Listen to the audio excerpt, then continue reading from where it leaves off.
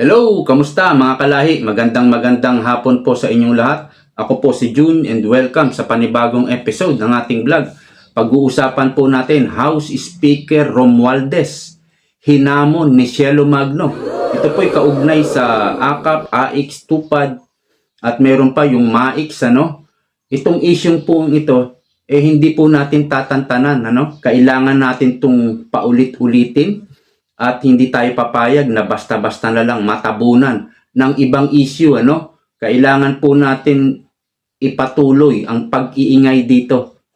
Dahil pera po ito ng bayan at nalalapit na po ang kampanyahan. By February, pwede na pong mangampanya ang mga pre-campaigning, ang mga senador. At yung susunod na by Marso, pwede nang mangampanya ang mga local government, local politics. Baka po magamit itong perang ito sa kampanya, sa politiko, sa eleksyon. Kaya po hindi dapat tayo manahimik dito. Ituloy natin ang pag-iingay dito. Kaya naman may hamon si Cielo Magno direkta mismo kay Speaker of the House, Speaker Romualdez. Mamaya po pag-usapan natin yan. Pag-uusapan din po natin itong si Mayor Lacuna. Hindi po ba yung napa-issue o napabalita yung nagkalat na basura sa Maynila? Ang sinasabi niya, inabandon daw ng kumpanya ng nangongolekta ng basura.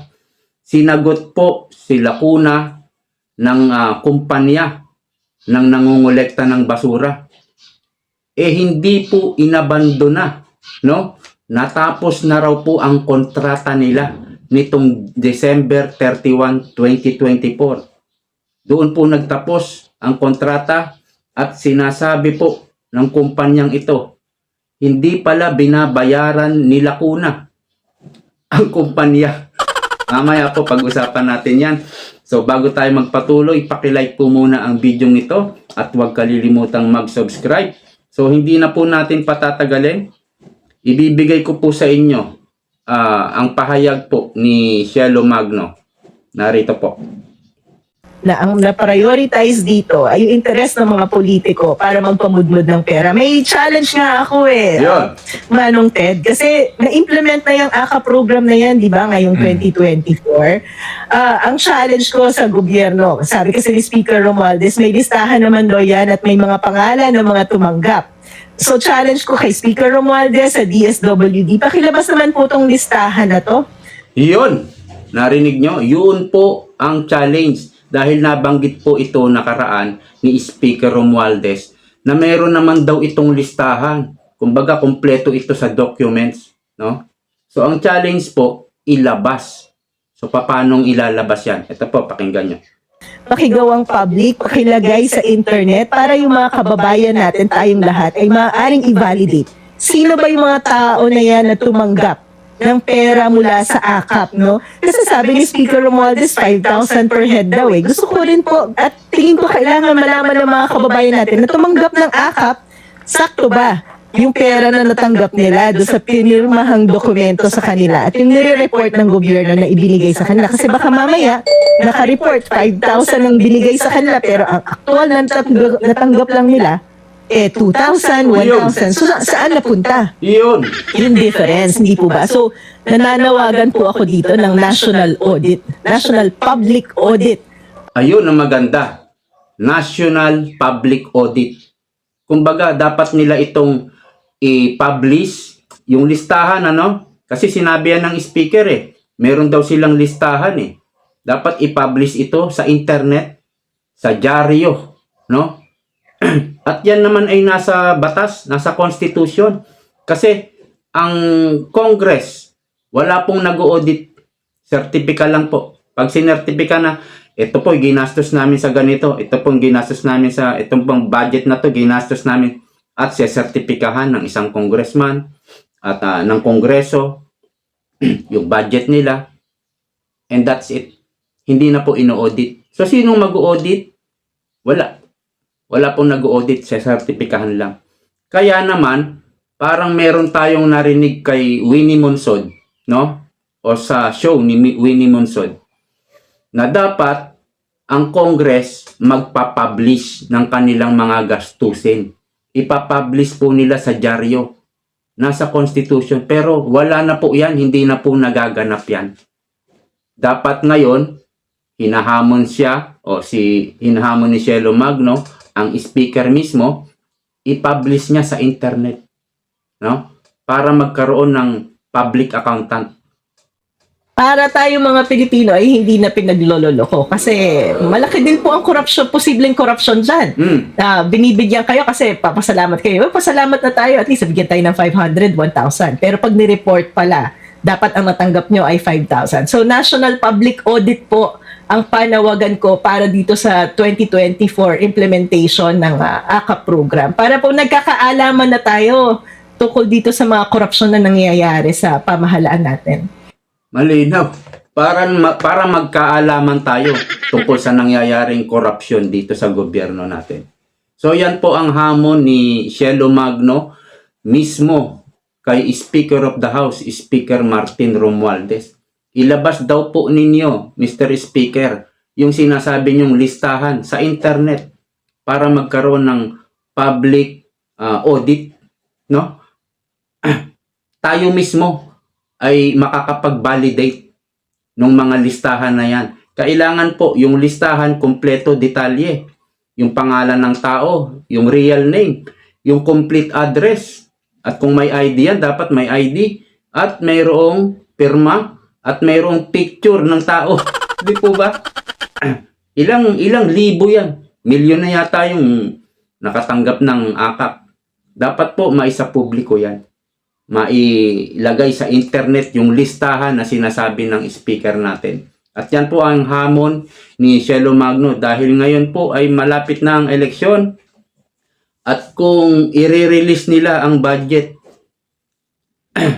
ng AKAP, AIX, TUPAD, at mayroon pang MAIX, ay baka po magamit yan sa eleksyon. Yan naman po ay kung tutugon, no? Kung tutugon ang ating speaker. Sana naman, yung DSWD, Speaker of the House, pati yung mga congressman, sana sumang-ayon kayo at tumugon kayo sa hamon ni Cielo Magno. Alam niyo po, yung 4-piece, hindi po nila priority. Ito po medyo talagang questionable. Ang 4-piece po, ang tinutulungan nito ay yung poorest of the poor. Yung pinakamahihirap sa larangan ng mahirap. O yung pinakamahihirap sa mga mahihirap. Sila po yung poorest of the poor. Sila po dapat ang priority. Pero anong ginawa ng mga congressman, especially ni Saldico, yung chairman ng appropriation at si Speaker of the House, tinapyasan po ng 50 billion ang 4-piece na tumutulong po sa poorest of the poor. Napakaganda po ng structure ng 4-piece. Pangkaraniwan po, no, sa pamilya, nanay, tatay, ate, kuya, bunso. No? Pangkaraniwan, 5 miyembro sa isang pamilya. Yung 4-piece po, kung ikaw ay poorest of the poor, no? Yung mag-asawa at may 3 anak, poorest of the poor po, talaga silang pinakamahirap sila. Gagabayan po yan ng 4-piece. Unang-una, tutulungan yung mga bata sa kanilang pag-aaral. Sasagutin ng 4-piece yan.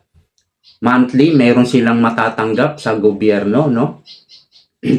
Yan po yung structure ng 4-piece. At yung magulang naman, nanay at tatay, kung sila'y may space sa kanilang bahay, no? May bakuran sila, pwede silang mag-undergo ng training ng livelihood. Halimbawa, paggawa ng sabon, etc. No? Kung marunong sila, matuto silang gumawa sa matuto sila sa TESDA, sa paggawa ng sabon. Halimbawa lang yan. Pwede nilang gawing negosyo yan. Pwede nilang pagkakitaan. O di kaya naman tuturuan ng magti-training yung tatay sa TESDA ng welding. Yung nanay naman ay sabihin nating mag-training sila ng manicure, pedicure doon. O magkulot. Kung ano man mapag-aralan nila sa TESDA, no? At kapag sila ay nagkaroon na ng skills, pwede silang i-repair ngayon sa mga kumpanya. Yung tatay mag-welding sa isang kumpanya, magkakaroon ngayon ng disenteng trabaho. Ito po yung naalala natin. Isang campaign promise ni PBBM. Nakalimutan nyo na ba yan? Tayo po yung nakatutok noong 2022 election. Promise po yan ni President Bongbong Marcos kung saan bibigyan niya ng disenteng trabaho ang mga tao. Hindi ba't nakalimutan nyo na ba yan? O naalala nyo? Pangako po yan ni PBBM. Hindi natin hinahamak yung mga nagwawali sa tupad. Hindi po natin hinahamak yan. Pero hindi po natin nakikita na yan po ay may disenteng trabaho. At ang mga nagwawali sa tupad, yan po ay ang alam ko diyan ay 90 days lang. Tapos wala na. Kumbaga ibang tao naman ang tutulungan ng tupad. Ang alam ko hanggang 90 days lang. So, after 90 days, ano yan? Ngangana naman sila. At yung tinutulungan sa tupad, hindi po yan poorest of the poor. Yan po ay mga nawalan ng trabaho. Yan po ay dating OFW na umuwi na sa Pilipinas at wala ng trabaho, wala rin na ipon. Yung mga nakakatanggap ng mababa sa minimum wage. Yan pong mga tinutulungan ng AKAP tupad, hindi po yan poorest of the poor. Kaya nagtataka yung iba, bakit yan ang priority nila? Sinagot ko na po yan dati. Dito po sa mga tinutulungan ng AKAP, tupad, lahat po yan, halos, baka lahat yan, no? Mga botante.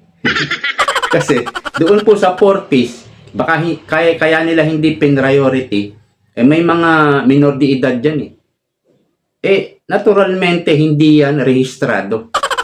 Diba? Ang rehistrado lang dyan, nanay, tatay. Sila lang yung botante. Sa AKAP,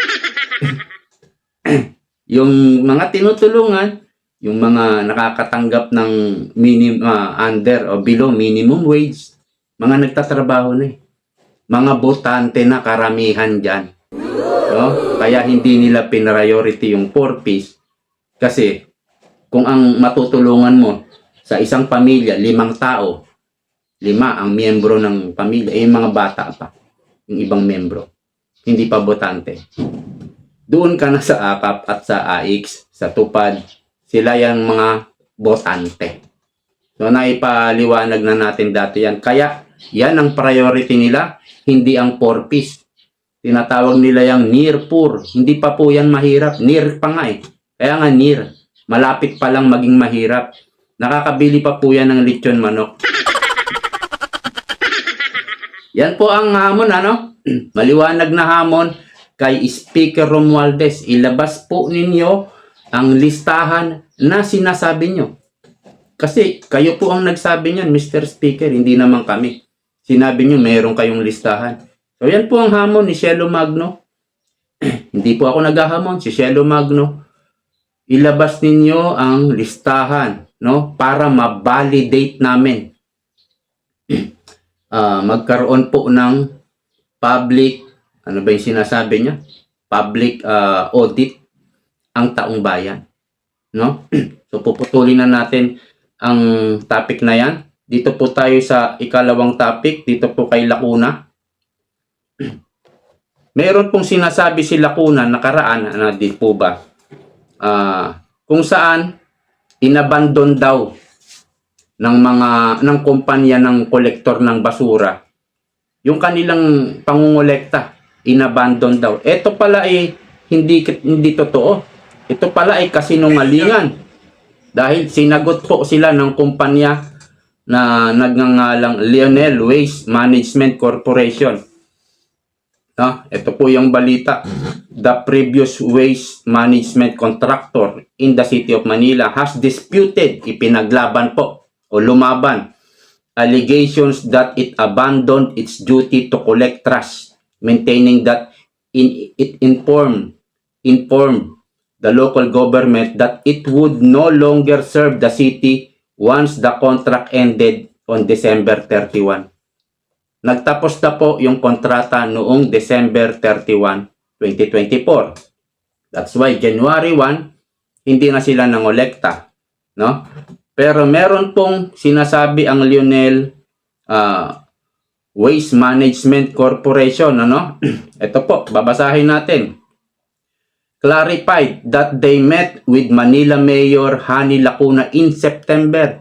Nakipagkita, nagkausap po sila, no, ng kumpanya at si Lacuna in September 2024 to tell her that they will not participate in the new contract bidding. Hindi na po sila yearly yata ito. Ewan ko yung kanilang bidding kung papaano, no? Hindi na raw sila sasali sa bidding. For the city trash collector, as the local government has failed to pay them for months. Yan nga po yung balita, no? Manila's ex-trash collector, we didn't abandon duty. We weren't paid. No? Kung babalikan natin, ano? As the local governments has failed to pay them for months. With S po yan, ha? With S. 4 months. Ibig sabihin, ilang buwan pala silang hindi binabayaran ng Maynila. Sa pamumuno po ni Mayor Lacuna. Kung kaya't hindi na sila kasali sa bidding sa susunod, no? Hanggang dyan na lang po yung kontrata, hindi na kami sasali sa bidding. So, dito po sa mga pangyayaring ito, nagsisinungaling si Mayor Lacuna. Sasabihin niyang inabandon, yun naman pala, hanggang 31 na lang ang kontrata. Di ba, pagsisinungaling niya? Or para malusutan mo lang yung interview sa mga media, yan ang sasabihin mo, gagawa ka ng istorya, magsisinungaling ka sa taga Maynila, sa lahat ng tao ng Maynila. Hindi po maganda yan. Kaya nalalapit na po ang pagwawakas ng inyong political career. Kapag kayo po ay natalo sa pagka-mayor sa susunod na eleksyon, tapos na po ang career nyo sa politika. No? Pagsisinungaling po ito, di contest nyo. I-contest nyo yung sinasabi ng Lionel Waste Management Corporation kung nagsisinungaling. Malamang hindi. Dahil tahasang sinabi. Nakipagkita pa pala sa inyo nung September. Nagkausap kayo ng September at hindi na sila sasali sa bidding sa susunod. Ganito po yan. Magkaroon sana ng malalim na investigasyon dyan. Alam nyo yung mga kontra-kontrata sa gobyerno. Ano rin yan labanan din yan ng mga kumpanya. Halimbawa, yung isang kumpanya, napasa ka. Nakuha nila yung kontrata, yung proyekto. Yung isang kumpanya, hindi nila nakuha. Alam nyo yung ginagawa ng iba? Sisiraan ngayon yung kumpanya na nakakuha ng kontraktor. Sisiraan. Maaring magbayad pa yan ng media para maibalita sa TV. Ito palang kontraktor na ito, walang hiya pala ito. Mali pala yung ginagawa nito. Parang dinadaya pala yung ganitong proyekto para lang masiraan nila yung kumpanya, no, na nakakuha ng kontrata. At yung iba, napapanood natin sa teleserye, yung mga ibang kontraktor, si kontraktor ganito, nagre-regalo ng relo kay congressman. Napanood ko lang po ito sa teleserye. Pero, alam naman natin, yung mga pelikula, napapanood natin sa sine, mga teleserye, napapanood natin sa TV, nangyayari sa totoong buhay At yung nangyayari sa totoong buhay, isinasa pelikula, di po ba? Nangyayari po talaga yan. Napanood ko yun si Raymond Bagatsing yung gumaganap na congressman yata yun. Abay, nakatanggap siya ng relo sa contractor. Ano ibig sabihin nun? Sabi niya kasi, hindi pa kasi natin na ibibigay yung kontrata kay ganito. Depende po yan Kung maganda po yung magiging kabig ng isang politika o politiko, kung maging mas mataas yung kabig ng isang mayor, no? Yan po ang tanong. Wala bang pera ang Maynila? Bakit kung kaya't hindi binabayaran itong kumpanya na to? Palagay ko meron naman. Bakit hindi binabayaran? Ayon sa Lionel Waste Management. Baka sinasadyang hindi bayaran. May pera naman, pero sinasadyang hindi bayaran. Para umalis ka na. At dito na ako sa kabilang kumpanya. Mas maganda ang mas maganda ang abuloy. Di po ba? So, yung Maynila na pinabango ni Isko, no? Manood po kayo ng mga latest vlog tungkol po sa Maynila. Makikita nyo ron yung mga nilinis ni Mayor. Ayun, may mga basu-basura na. Ginawang dugyot, pinabaho. Sila kuna, nag-mayor-mayor dyan para lang pabahuin ang Maynila. At nakaranas ang Maynila ng malalaking baha. Samantalang nung panahon ni Isko, panahon po ni Duterte, wala po akong nabalitaan na nagkaroon ng malaking baha. Hanggang tuhod lang po ang baha eh. Yan po yung sa dami-dami rin na bagyong pinagdaanan ng termino ni Isko. Kasi una pa lang ginawa ni Isko, nilinis agad yung Maynila. Yung mga kanal, yung mga estero, nilinis eh. Kaya pag nagkabaha, pag malakas ang ulan, maganda yung daloy ng tubig eh. No? Nung panahon na nila kuna, wala na yatang linis-linis ng ginawa. Kaya nagkaroon ng matataas na pagbaha. Yan po ang kahalagahan sa paglilinis. Hindi po dapat natin pinababayaan yan. Ikaw, nag-mayor-mayor ka. Tapos, magre-relax ka lang. Akala mo na ganyan lang yung pagiging mayor, hindi pala. No? Ang ganda-ganda ng iniwan ni Mayor, yung Maynila. Kung tawagin nga yan ng mga banyaga, Manila. Hindi nga tinatawag na Philippines, yung ating bansa. Mapapanood nyo sa mga interview. Oh, I came from Manila. Hindi Philippines eh. Kaya mahalaga sa atin yung Maynila. Dapat mapabuti ang Maynila. At ang dapat na umupo dyan isang mapagkakatiwalaan, yung nagsiservisyo ng totoo. Yung dapat ang mamuno dyan at umupo. No? Kagaya ni Isko Moreno.